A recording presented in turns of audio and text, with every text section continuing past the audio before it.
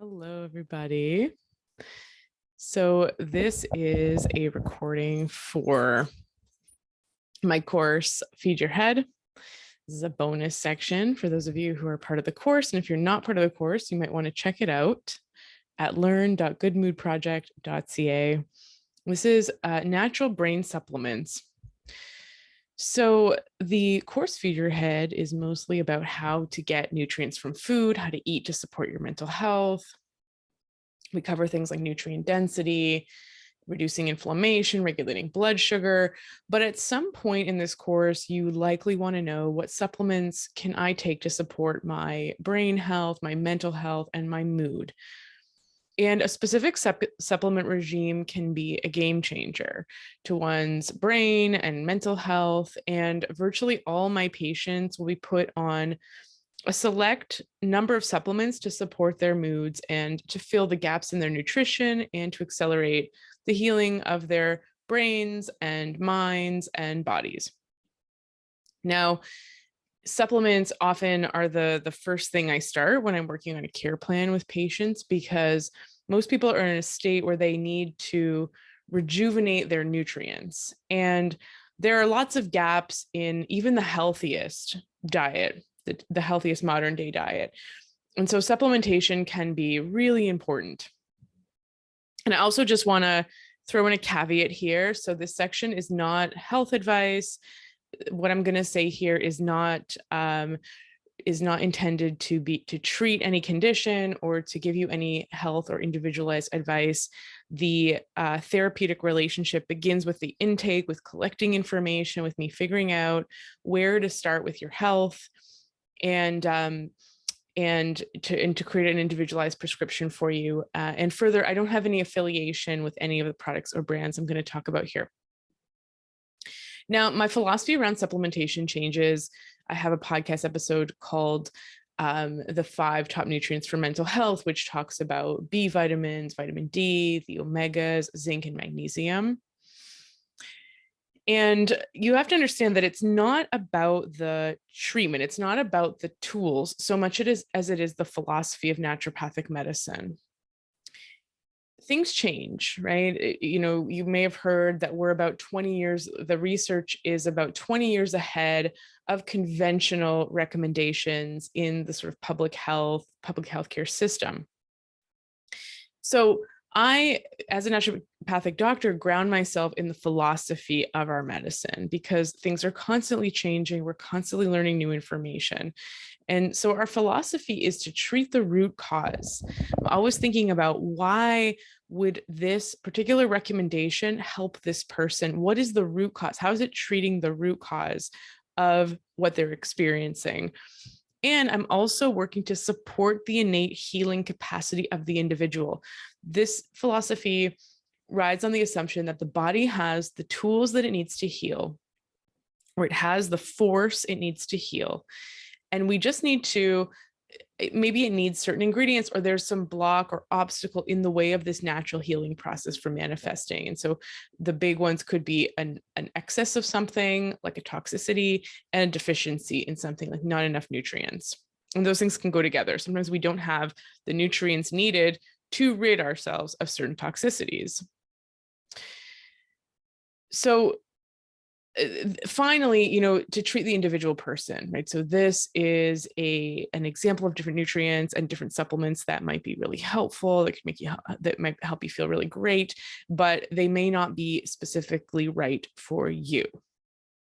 Side effects in naturopathic medicine are typically rare. There's not a lot of negative effects from supplements. However, everyone is different, and sometimes really random things can happen, and people can experience really random adverse effects. And so this is why working closely with somebody is really important, to help you find out, what supplements do you need? So supplements, they're a lot of my patients who come to see me, who've seen other naturopaths, might have been given a huge list of supplements, and we can whack-a-mole symptoms with supplements in the same way that we can whack-a-mole with medication. So lots of people are on long expensive lists of supplements. So supplements might be more natural than medication, but many supplements don't hit at the root cause of the issue. And many contain synthetic ingredients that the body doesn't recognize. Your typical B complex from Shoppers Drug Mart or the typical grocery store B complex contains a lot of forms of B vitamins that are not necessarily bioavailable or recognized by the body. Sometimes supplementation can get us into the same problem that Western medicine does. We always criticize Western medicine for being this one symptom, one drug model. We criticize it for simplifying the issue down to a single nutrient or a single issue or a single thing that's missing. And this is called biological reductionism. And the alternative is a whole systems model, the biopsychosocial model, the holistic worldview that sees a physical symptom as part of an entire system within a person, the person's body and the person's environment, including social relationships, how it all works together. So recently, and I have dabbled in this a little bit, but now I am moving closer to the idea of using food as medicine, natural habits and behavioral changes as medicine. And more recently, when it comes to supplements, I'm drawn more to whole foods supplements, things that have a broader spectrum of influence on our bodies and act more like food in our body, and that it's a whole substance. It's a whole complex and concoction of different nutrients that are found in nature. And so some reasons for this are, number one, whole food supplements align more closely with nature and what our ancestors may have consumed. So rather than taking a synthetic problem and adding a synthetic supplement to that problem, we are moving more upstream. We're moving more towards the root of the issue, right? What started the problem in the first place? Perhaps the problem started because of a lack of bioavailable and high quality nutrients in the diet. And therefore, what we want to do is add back in those nutrients in the form of the food in which you may have obtained them. Therefore, when we add back a whole food supplement, I believe it addresses the problem more closely to this root than singling out single nutrients. And I believe that nature is wise, and nature has more of the answers and sees more of the networks and the complex ecosystems within us than we can see. So we might see a B vitamin deficiency, but what other nutrients are involved in that B vitamin deficiency, what other systems are involved in creating that deficiency? Is just supplementing B vitamins going to be the answer? Whole foods supplements nutrients are bioavailable. They're folate, they're vitamin A, they're zinc, they're B vitamins. They're all in the forms that nature created and the forms that the body understands. Fake nutrients or synthetic nutrients, like for example, folic acid and synthetic iron, they have the potential to accumulate in tissues, and in some individuals more than others, depending on our genetic makeup. And this is the potential to cause inflammation, to cause blockages, to cause tissue irritation, and of course, further nutrient deficiencies, because if you're not absorbing those nutrients, and if your body's not recognizing them as a nutrient that it needs, then this fake synthetic nutrient is just accumulating in tissues and not going to where it needs to go. Thirdly, the nutrients are synergistic and in the right ratios that nature intended. So synergy is the idea that the whole is greater than the sum of its parts. The idea that 2 + 2 = 5 rather than 4. And I know that this is from 1984, and I don't mean it in that sense. What I mean is that this is a concept that's really common in plant medicine, where you can extract, you can biologically reduce the active ingredient from a plant and say, white willow bark works because it has aspirin in it, or it has a compound that you can make aspirin out of. But white willow bark also contains other compounds and other complexes that have the potential to increase the activity of the anti-inflammatory, anti-pain mechanism and action of what we make aspirin out of, salicylic acid. When two nutrients are combined, they act together to produce a greater therapeutic effect than either one of them would on their own. So for example, iron requires copper and vitamin A for its activation and metabolism. B vitamins work together as a complex. We focus on B12, we measure B12 in blood, but B12, there's a lot of evidence, in how everything works. It's like a complex. I describe to patients as those games that toy you had as a kid, where you would like turn a crank and these different gears would turn. And, as a kid, you had to figure out how to attach everything together so that the whole system would shift and move with this one turn of the crank. I believe that these whole food vitamins, they give you that whole system. It's like a ready-made prefab nutrient complex, and you don't have to assemble the pieces and hope it all fits. And if one gear is missing in the middle, then the other part doesn't turn when you turn the crank. And we see this with, iron supplementation, and this deficiency in copper. And so people may be supplementing iron, and they're for getting iron in their food and in their supplementation, in their diet, but not absorbing it or not activating it in the way that it needs to be activated. Whole foods vitamin C is another example of this. It actually comes as a complex, and what we supplement with is ascorbic acid, which is not the same thing. Vitamin D requires magnesium to be activated. Vitamin A activates and supports vitamin D. K2 is important for vitamin D's effect on calcium. So our body is this complex web of nutrients and chemical reactions. Now, why might we supplement in the first place instead of just getting our nutrients from food? A lot of patients are like, I want to get my nutrients from food. So ideally, we are getting everything from food, from sunlight, from movement, from our mental and emotional nourishment, our social relationships. But there's some reasons why we might need to supplement to fill in certain gaps, maybe temporarily, maybe long-term, typically solving the problem of symptoms. When people come to see me, they're further downstream in terms of the, let's call it, disease process. Maybe they have a diagnosis, maybe they're dealing with certain symptoms, maybe they're just not feeling well. And so they're going to require different nutrients and different doses and levels of nutrients to restore deficiencies, to reduce toxicities, to replenish, what might be lost during stress, to rebalance hormonal systems. They're going to need different nutrients and potentially more nutrients than they would need if they're feeling well. So a maintenance plan is different from a care plan. But we might not be getting enough of the nutrient from our diet, and it might not be possible to get that nutrient from our diet. Like with the example of magnesium, very difficult to get from diet just by the way things are with our soil quality, or maybe we're not eating enough nutrient dense foods. There's certain foods we don't like that are very nutrient dense. Like, for example, do you like eating liver or oysters? Do you eat them regularly? Very few of us do. So increasing awareness of what foods we should be eating and developing a taste for them is important, but typically it's difficult to get more of these nutrient dense foods in our diet. Cost might be an issue. A lack of sunlight is a very common reason why we would be low in vitamin D or activated vitamin A. Stress depletes many nutrients. It depletes zinc and copper, and really depletes magnesium and B vitamins. Anytime we experience any sort of stress, magnesium and B vitamins are depleted in our system.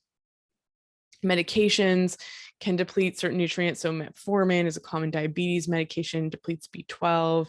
Statins deplete CoQ10. The birth control pill can deplete B vitamins like B6, magnesium, and zinc, and so on. Chronic disease and inflammation deplete our nutrients. They just put more stress on our body. More is required in the rebuilding and repair process and the healing process. And then biochemical individuality. So many of us have genes that require more of a certain nutrient, maybe because our ancestors, however many generations ago, had an abundance of that nutrient. And therefore our genes, you think of it as like real estate. Our genes are like, I don't need to carry this enzyme that metabolizes folate if I get all kinds of folate in my diet already, in the form of beef liver, leafy greens, egg yolks. And so people that have MTHFR genes, they may require more folate, not folic acid, but bioavailable folate, MTHF. Or people that have variations in the PEMT, PEMT gene, may need more choline, which is found in beef liver and egg yolks, and is involved in cell membranes, in gallbladder function, in cognition, in regulating histamine, so allergic reactions. So people that have a lot of brain fog, histamine issues, gallbladder issues, issues digesting fat, gallstones, issues with constipation, issues with cognition, anxiety. These people might have PEMT, mutations, and they might require more choline from the diet. So, and these are just a couple of examples, but a lot of us have just this different biochemical individuality, right? You know that you're different from your best friend in terms of what you can eat and what you need and how much sleep you need and what nutrients make you feel good. And I see this amongst my patients, right? Some people feel amazing on certain nutrients, other people not so much. So what are my favorite whole food supplements for mental health, brain health, and mood? So number one is beef liver. I am starting to replace a lot of people's B vitamins, iron, choline, zinc with, and vitamin A with just good old beef liver. Beef liver is nature's multivitamin. It's one of the most nutrient dense foods on the planet, and it contains your B vitamins, so B12, folate, B1, B2, B3, copper, iron, and zinc, and preformed vitamin A, vitamin C, choline, which is essential for cell membranes, calm, focus, gallbladder health, healthy liver function, intestinal motility. And it's one of my favorite nutrients for anxiety, especially when there's fatty liver. Beef liver has vitamin K2 and vitamin E, and all these nutrients work together synergistically, and they're all in the right ratios and in bioavailable forms that the body recognizes. And beef liver can be a game changer for energy, brain health, and there are 3 ways to consume it. So obviously the first is eat beef liver, lightly saute it in tallow or butter. Or I have tried cutting it into little pieces and swallowing it. You can try, if you can cut it into really small pieces, you can freeze it and swallow it. But the most user-friendly way to take this is in desiccated, encapsulated form. So there are many companies. One is Perfect Supplements, I think, has the best prices, that they freeze dry it and they chop it up into pieces and put it in a capsule. And it really doesn't have burp up effect. It doesn't taste bad. It's very easy to take.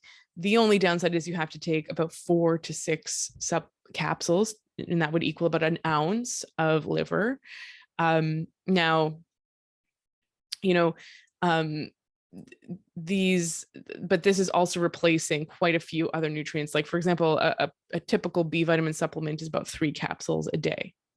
Now, natural supplements go a bit wider than deeper, right? So a B complex is going to have far higher doses of the B vitamins and then beef liver. So there's many patients for which beef liver is not an appropriate choice, that we need to actually really mega dose them on B vitamins, at least temporarily, to improve their levels. And so for a lot of people, it just might not be enough, or it might just be slower for the body to replenish the nutrients that have been depleted. The other whole foods nutrient is cod liver oil. So cod liver oil has vitamin A, D, and the fish oil omegas, EPA and DHA for brain health. So vitamin D supports serotonin synthesis, and it regulates about 900 genes involved in anti-cancer, in immunity, and hormone health. And the best way, the way that we should get vitamin D, is from the sun. So vitamin D, the sunlight, UVB radiation, hits cholesterol molecules in the skin, and that activates vitamin D. And then magnesium is required to further activate that D.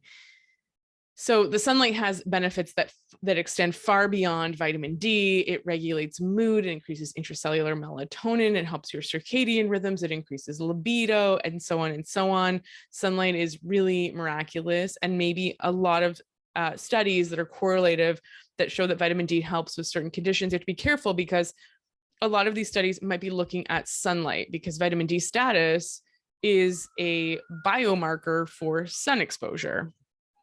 Also, what are you doing in the sun? Are you exercising? Are you connecting with people? Are you enjoying things? outside? Are you getting nature time? Are you reducing your stress? Like, what does that say about your lifestyle if you have more vitamin D in your body? But we need vitamin D. We need to regulate those 900 genes. And if you live in the Northern Hemisphere during the fall, winter months, you're not getting sunlight and you're not getting it on your skin. So we need to supplement. I think cod liver oil and we'll talk about this, fish roe are the best ways to do this. Because, and I will talk more about this, but there is some doubt, I think, about just vitamin D supplementation in general. The reason for cod liver oil is, again, it's sort of what our ancestors would have done. It's what, the Scandinavians back in the day, generations ago, would have done to get their vitamin D. The Inuit would get vitamin D from animal blubber and liver. So I think cod liver oil is the best way to get vitamin D. It has preformed vitamin A, which helps with D's activation pathways. And it also has the omega-3, DHA, and EPA. And it doesn't taste as bad as it sounds. If you get the lemon flavored one, it just tastes like lemon. Keep it in the fridge and it has like a much more palatable taste. You can also do fish roe. So fish eggs contain your vitamin D, vitamin E that reduces oxidative stress and supports skin health and liver health. And fish eggs also contain the omegas in very bioavailable form. So if consuming fish egg, you can put fish eggs on slices of avocado, you can eat them on sushi. Or on crackers, if the thought grosses you out, then you can take capsules of it. It's about 6 capsules a day. But that might be a solution, and it might be a great way to get your vitamin D and omega levels. Grass-fed butter, it's not a supplement, but it's something that a lot of people would do well to add into their diet. It contains the fat-soluble vitamins A, D, E, and K2 in their active forms, and it contains butyrate, which supports colonocytes or gut cells, and conjugated linoleic acid, which CLA, which should not be confused with linoleic acid, the evil omega-6 that's in seed oils. And CLA helps with fat burning. It helps bring, fat out of the mitochondria, helps produce brown fat. And because butter contains no lactose and no casein, which is the protein in dairy products that people tend to react to if they can't tolerate dairy, those who are sensitive to dairy can typically tolerate butter. I'm okay with butter, but I can't drink milk or cow dairy products. So use grass-fed butter when making eggs, egg yolks, consume them. They are also another incredibly nutrient-rich food, sauteing your liver, or consume it. There's a snack that I've heard about where you take a little bit of butter and you put it inside a date and you make these like delicious snacks. Collagen. Collagen is another supplement I recommend, another whole food supplement. It's the main protein in the body. About 30% of our body protein is collagen. It forms our connective tissues, our skin, our joints, our bones, our teeth, our hair, our nails, and the connective tissue in our gut lining, our tight junctions. So it prevents leaky gut, helps with gut repair. It helps with repairing our body structures. Its amino acid profile balances out that of meat because it's more glycine rich than methionine, which is higher in muscle meat. And glycine, one of the main amino acids in collagen, calms our nervous system. It's actually a neurotransmitter that balances glutamate, the more excitatory neurotransmitter, and therefore it's helpful in anxiety, in conditions that are associated with higher glutamate, like OCD, Tourette's, binging, skin picking, those types of conditions, more compulsive conditions. And glycine also helps with detoxification and methylation and liver function. So collagen is really popular. There's like collagen capsules on the market, but I don't believe it's a fad. We used to get it ancestrally from bone broth, from, adding gelatin to things, like all the kind of gummy type candies like marshmallows or gummy bears were made of gelatin. We'd eat Jell-O. Now all that stuff is marketed as like vegan friendly, but it just uses corn syrup, and that's pretty terrible.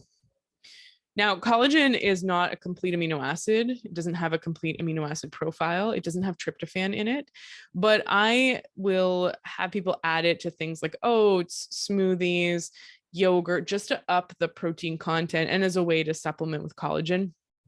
And you can take something like 2 tablespoons to 6 tablespoons a day, just depending on what your needs are, depending on what's going on, what your health goals are. So I would take 6 tablespoons a day when I was healing from my foot injury, from my broken foot. Fulvic and humic acid are another option for multi-minerals and trace minerals. So we're largely mineral deficient as a society. Minerals include magnesium, calcium, zinc, copper, manganese. Minerals are required in our enzymatic processes, and they result in, good mood, good skin, hair, digestion, thyroid health, hormonal health, brain health. Enough minerals are associated with energy. It just allows our cellular processes in our body to work properly, our mitochondria to work properly. And fulvic and humic acid are rich in multi-minerals. They're obtained from this decomposition of vegetable matter in the soil. And, so because our soil is so deficient, we rip up topsoil that contains all these microbes and minerals, and we just add BPK, or NPK, sorry, which is nitrogen, phosphorus, and potassium. We just add that to the soil, and that's about it. So we don't replenish magnesium, we don't replenish copper. And so fulvic and humic acid is sort of like a whole foods way to get in more minerals. It's rich in trace minerals, amino acids, bioflavonoids. And so it's an option for someone that needs a multi-mineral. And I would talk to your naturopathic doctor about this one to see if it's something that you would want to take. Magnesium. So I talk a lot about magnesium, but it's one of the most important nutrients for mental health. This is not a natural food source. It's just magnesium. Our ancestors likely obtained it from mineralized water, leafy greens grown in magnesium dense soil. They would even get it from meat, especially animals that consumed mineralized water. Their meat would accumulate magnesium. But now fertilizers, monocropping, soil tilling, all of this is depleted magnesium. And so it's very difficult to get enough magnesium from the diet. And further, magnesium is depleted by stress. So there's something called the magnesium burn rate, or the MBR, and where magnesium is just literally burned up with any sort of stress or anxiety. Higher carb diets deplete magnesium, certain medications. And symptoms of low magnesium are things like constipation, anxiety, depression, PMS, menstrual cramps, migraines, and headaches, and muscle tension, and gastritis, and heartburn, and fatigue, disrupted sleep, insomnia, hypertension, stress, which further depletes magnesium, insulin resistance, carb and sugar cravings, nausea, lack of appetite, excess appetite, all the things. It is, the mineral or the nutrient for mental health, hormonal health. It's the thing. It regulates 3,000 enzymatic processes in our body. It's required for making ATP. So ATP is the energy currency of our cells. It's created in our mitochondria, and it's actually magnesium ATP. So I typically recommend magnesium before bed for patients, and I'll dose it to something called bowel tolerance, which involves a process that you should work with your naturopathic doctor to engage in, the recommendation is you take some and you increase that dose every 3 days until a formed bowel movement occurs on waking or in the morning. And if this is not happening, then continue to increase the dose every 3 days. But if bowel movements end up soft or watery, especially, then go back down. Now, it can take some time for someone's gut to, process the magnesium, as well as, fecal impaction that has background constipation that sometimes results in looser bowel movements, because if there's a blockage in the intestine, food that's less digested further up will sort of bypass it, and you can end up with watery stools and diarrhea when the actual issue is constipation. So magnesium, if that's going on, you start adding magnesium to resolve the constipation, there can be a lot of weirdness in bowel movements. So bowel tolerance is not a hard and fast science. It's something you want to work with your ND to figure out. Typically people are on something like 300 to 450 milligrams before bed, and then we shift their dose as needed. Magnesium it's in many forms. I did a Instagram post about magnesium and people ask me like, what kind should I take? I'm so confused. And I really reach for bisglycinate 95% of the time with most people. It crosses the blood-brain barrier. It addresses constipation issues and digestive issues, as well as more of the mental, emotional, hormonal issues. It's well tolerated in most people. There's different kinds of bisglycinate. Some options are more pure than others. Most people can get away with the less pure mixed types, but some people are very, very sensitive. And so we'll just do bisglycinate powders, or the very, very gentle options. Magnesium can be used transdermally using magnesium gel. Not too much is absorbed this way. It's not the best way to get enough magnesium, but it's something people can do if they're very sensitive to magnesium. And then you can also have Epsom salt baths by adding 1 to 2 cups of Epsom salt, which is magnesium sulfate, to a bath and just soaking. And that's also great for your mental health and self-care. So, if you're overwhelmed by the supplement list, beef liver and magnesium are a great place to start for those new to supplementation. If you live in Ontario, please reach out to me at connect@taliand.com, and let's talk about an initial consult, getting all the information, all the cards out on the table so we can start to sort through them and figure out what might be helpful for you specifically as an individual, how all these things fit together in your body. And then we can come up with a supplement regime or specific recommendations that would help you. And then, your supplement regime might need an overhaul. Even if you've been seeing me, maybe we need to relook at things, address things, get you on more of a maintenance plan if you're feeling really great. And then finally, there is a adrenal cocktail formula that I have started to talk a little bit more about. It's a formula that I think was developed by a man named Ray Peat, this nutrition guru, who's this kind of cult following in the nutrition world. And then it's also part of a man called Morley Robbins, his root cause protocol. And he is this researcher that has a supplement regime for curing fatigue. And so it involves whole foods, vitamin C, and electrolytes, which provide the adrenal glands, our stress response, our stress glands, which with a much needed pick me up, particularly in the afternoon. It can help with, refreshing and replenishing our mitochondria, rehydrating, regaining our electrolyte balance. Most people have adrenal issues, right? So difficulty staying asleep, grogginess in the morning, sugar cravings and energy crashes, feeling irritable and anxious during the day. Many of us struggle with brain fog.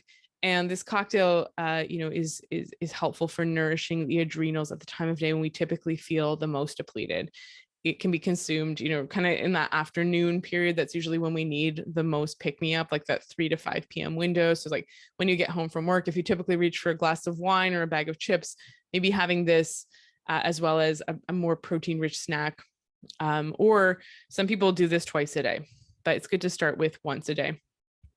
So the recipe is half a cup of freshly squeezed orange juice, as natural as you can find. You can grab a grocery store brand, but I would stay away from Tropicana and gear more towards the sort of more natural, organic type orange juice in sort of the juice section would be a good idea. A 1/4 teaspoon of cream of tartar, which is a potassium source, a 1/4 teaspoon of sea salt, and 2 tablespoons of collagen powder. Now to this, you can dilute it as much as you want. You can add like a liter of water, add this to a liter water bottle with extra water, or you can just drink it straight if that tastes good to you. I typically like to dilute it because I don't like all the sweetness. And if you really don't want any sugar, you can use lemon juice instead. I also have this adrenal powder. It's called Adrenal Cocktail by Jigsaw Health that I take. It's like a scoop in a water bottle, and it really can help with like replenishing electrolytes. Like, again, we're mineral deficient, we're salt deficient. This can really help to kind of wake up the adrenals. If I'm feeling burnt out, this is a really helpful tool. So once again, this presentation is not meant to be construed as individualized health or medical advice or treatment for any condition or disease. try these supplements at your own risk. Don't take my health advice. Really, this is meant to be educational for you to hear about some supplements that you might want to consider. Maybe these are things you've never thought about before. These are ways to supplement that you haven't considered before. Perhaps the philosophy of whole food system-based thinking is new to you. And please reach out to me if you have questions. Reach out for individual support. I can only work with people in Ontario one-to-one. But I do have a course called Feed Your Head. Again, it's not individualized health advice, but it just guides you through some nutritional principles. It helps to create a strategy, simplify things, give you some background around why things are recommended, and help you be your own doctor so you can understand your mental health and how your lifestyle might impact it. So thanks so much for listening. I'm Dr. Talia Marcheggiani.